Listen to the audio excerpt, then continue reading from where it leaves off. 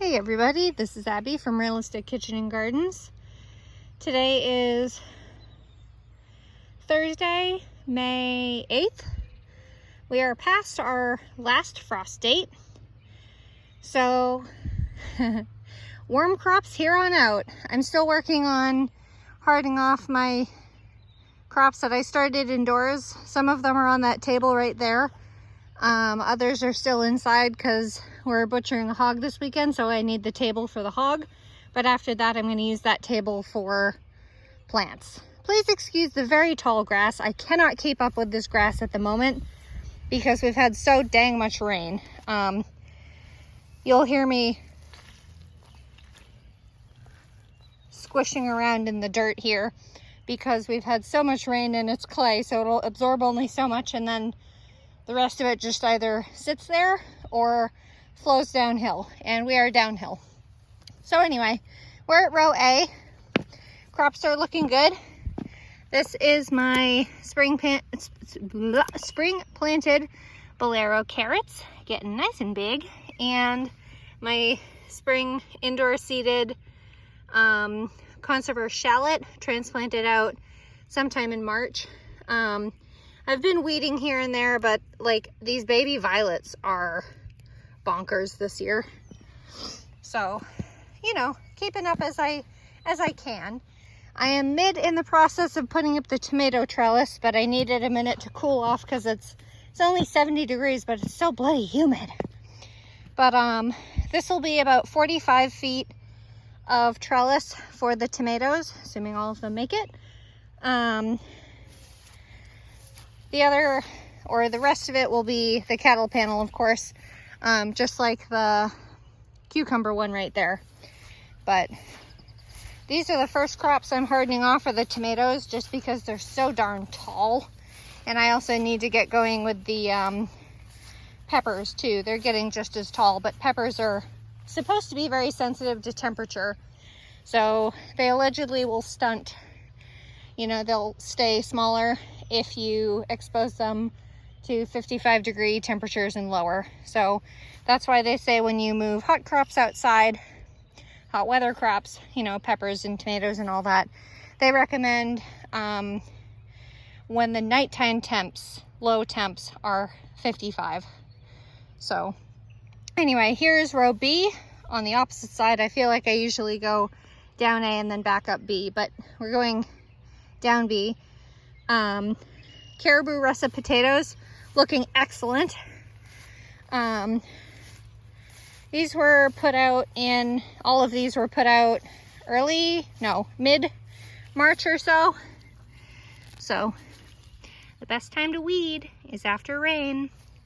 And then here is Eva, gold potato, a mid-season gold potato. I may harvest these after their tops dry out so that they can, oh, there's a straggler. Where's the other straggler? Is there another? No? Well, there's one missing in here somewhere. That's a violet. And then there's the endmost one. Abby, why do you hate violets so much? Because their roots are ridiculous. Anyway, and then here is Carla Rosa. She seemed to have a bit of difficulty germinating. So there's one or two missing here. Then there's two. One that was behind. Two. I think one should be there because they're 14 inches apart. There's one there, one here, so you can see the distance. And then I think I'm missing two here. And then the rest are in. So I don't have all 17. That was probably what, 12? Anyway. Row C has nothing in it yet. It will be celeries and peppers and okra.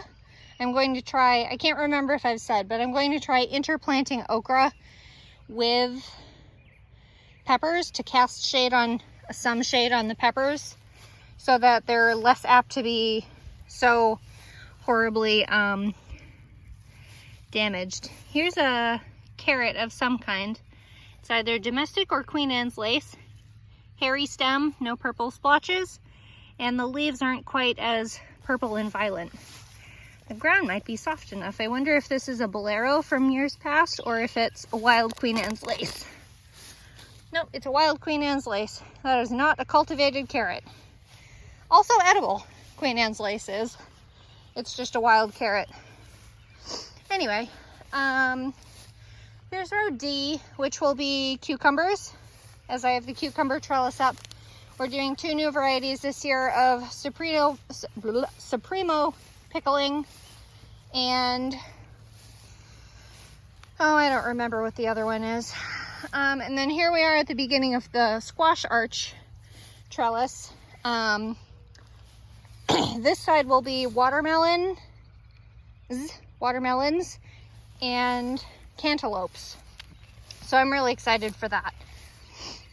This is the only row so far, path I should say, that we've gotten actually cardboarded and mulched. So we're working on that. Big boy catnip that has come back from last year. I need to weed out all this grass. And here is some cultivated bachelor's buttons. I can never remember the variety name, but it's a mix of purples. So like a lavender purple and all that. But going down this one so I don't have to trek through as many weeds. Oh, that looks like either Queen Anne's lace or a carrot. We'll see. I love seeing all these things just popping up wherever the hell I want. Perfectly normal. Golden Jubilee Anise Hyssop, looking much better than it did with the frosts hitting it. It's a beautiful plant. It's really quite a statement plant, but it smells licoricey, so I don't want it. Champion of England peas, looking nice and big. They're probably 1.5 feet tall now.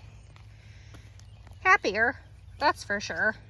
These I expect, if they do what they're supposed to, will go all the way up the trellis, possibly to the peak, which is about, I don't know, 6 feet tall at most.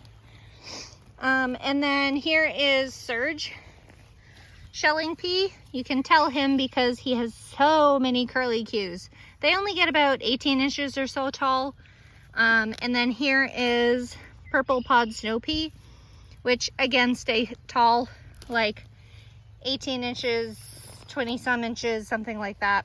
They stay small. Again, I need to weed. Here's some yarrow coming up, bane of my existence. I do like the herbaceous smell of it though. And let's see. And then here's the only other surviving clump of that same variety of bachelor's buttons that I planted.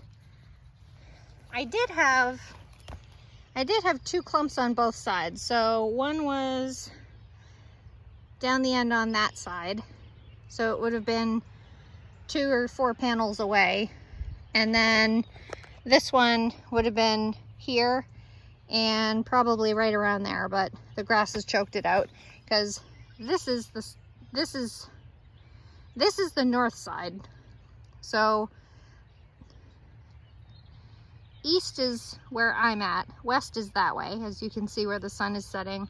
So as the sun passes by, we get southern exposure coming this way. So everything tall on this side will shade out that side, which is why on this outer side of the trellis, I will have winter squashes, like gourds and things.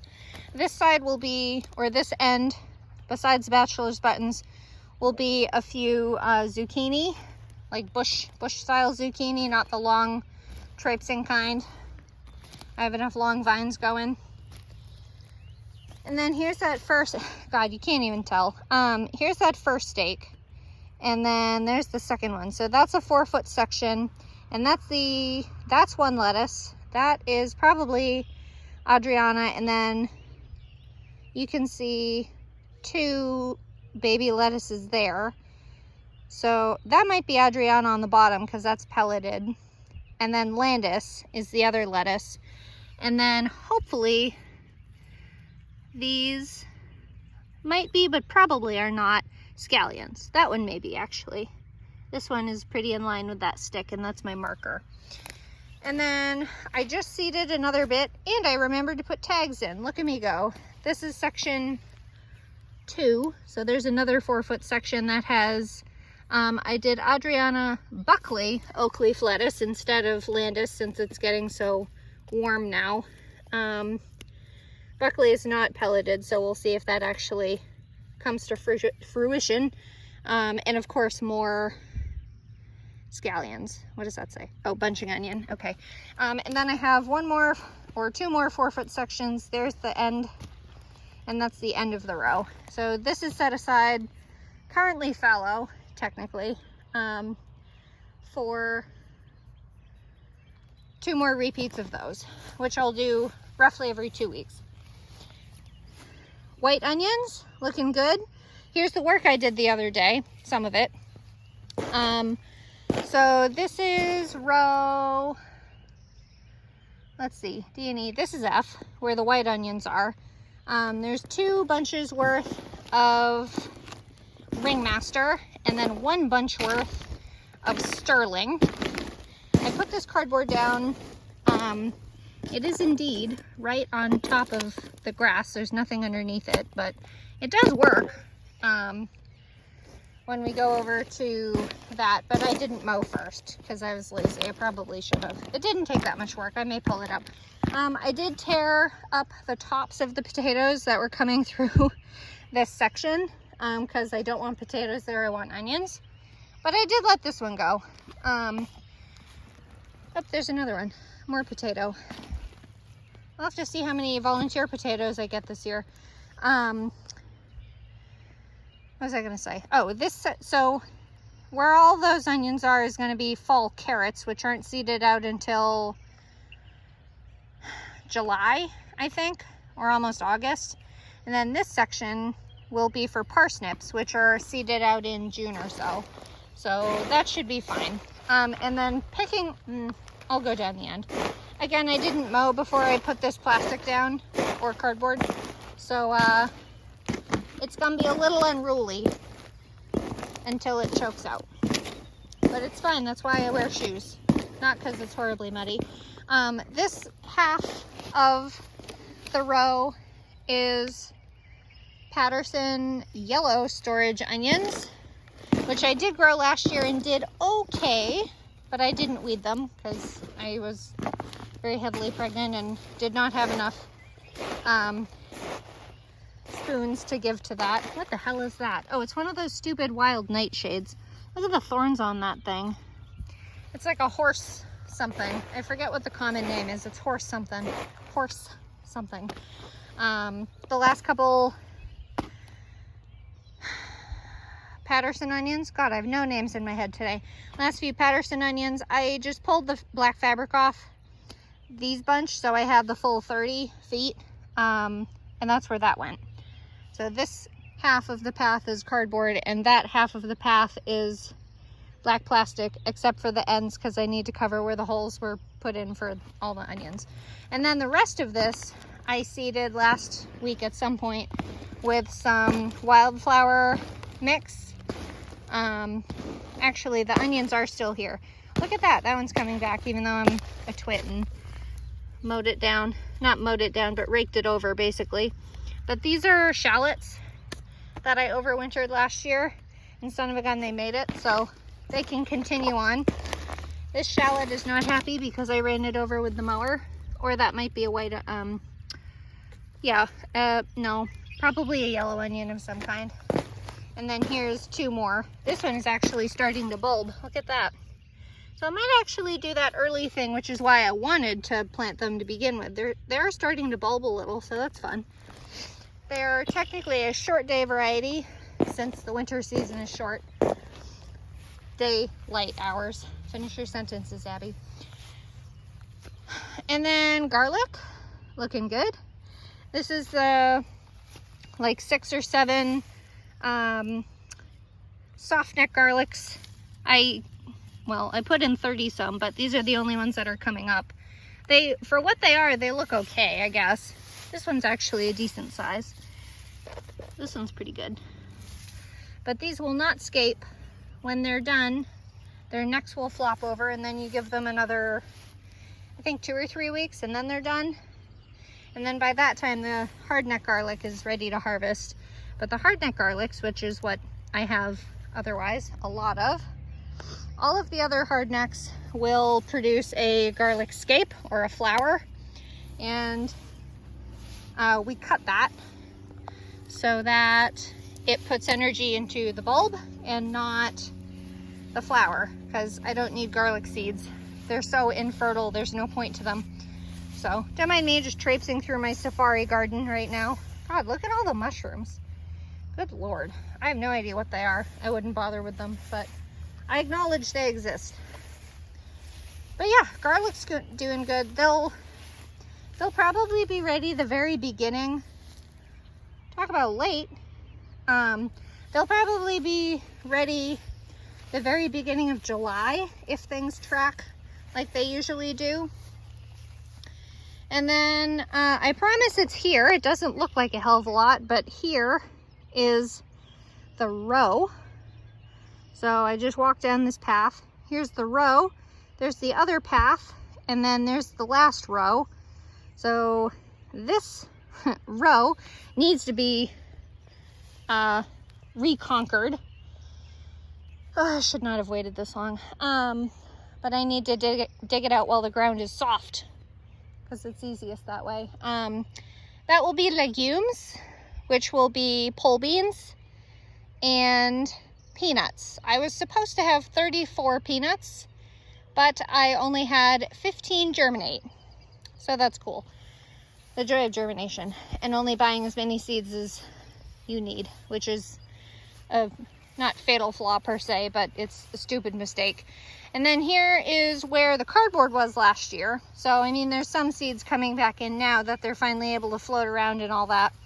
But this was supposed to be last fall's parsnips, but they never germinated, so I covered them with cardboard. And then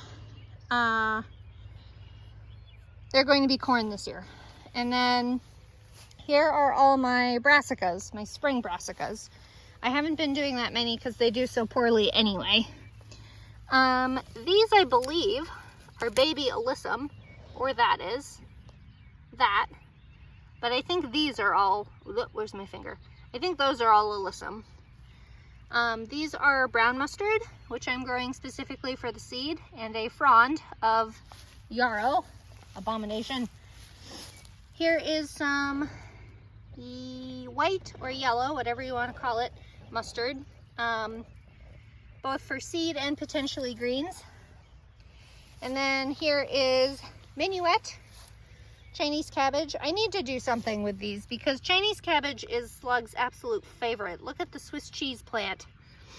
I've read about ash. There's also wood ash, and there's also pellets, like Sluggo pellets or whatever. I'm gonna have to see what the main ingredient in those is, more out of curiosity than anything. And then there is, look how pretty the foliage is on that. There's another white mustard, more for companion plant than anything. And then one of 3 Katarina cabbage, basic heading cabbage. That is a first time grower for me. And then here are my 3 Tiara cabbage, which are starting to head slowly but surely, but they are. Tiara is a tried and true for me. And then the cauliflower, which is basically botched, but I'll show you anyway. This is one of 3, I think this is Fujiyama. It actually started heading indoors. So when I moved it outside without hardening it off, I said, you'll either do great or you'll do crap, which you're doing crap now anyway, so what's the difference? So here I am. And then here are the 3 early snow. That one is actually putting on a proper head, so that'll be exciting. I doubt it'll be anything to write home about because of how small the plant is. If I can scooch my hand in there. The plant is quite small, so I'm not expecting anything of great merit, but there's the second one, and there's the third one, which also looks like it's heading. They're supposed to be a 45-day variety, but I really need to start, I need to get better about doing cruciferous because they grow so fast, but they don't complain when they're really pot bound. So you'll just have them miserable in the pot indoors, but they won't tell you. So by the time you get them outside, they're like, we're too miserable to do anything properly. So I really need to get better about picking a date I want to transplant them out and then seeding them out 6 weeks earlier than that. Because really they shouldn't be any more than 6 weeks out, because otherwise they do what I have. Anyway, that's all for now. It's supposed to be nice and warm this week. Not nearly as much rain as last week. I think we had rain every day, but the rain is good. We need the rain. Now we're just dealing with all the mud. But anyway, if you like this kind of stuff, please like, comment, and subscribe for more, and follow along my Facebook page, Realistic Kitchen and Gardens, for much more frequent shenanigans. Thanks. Bye.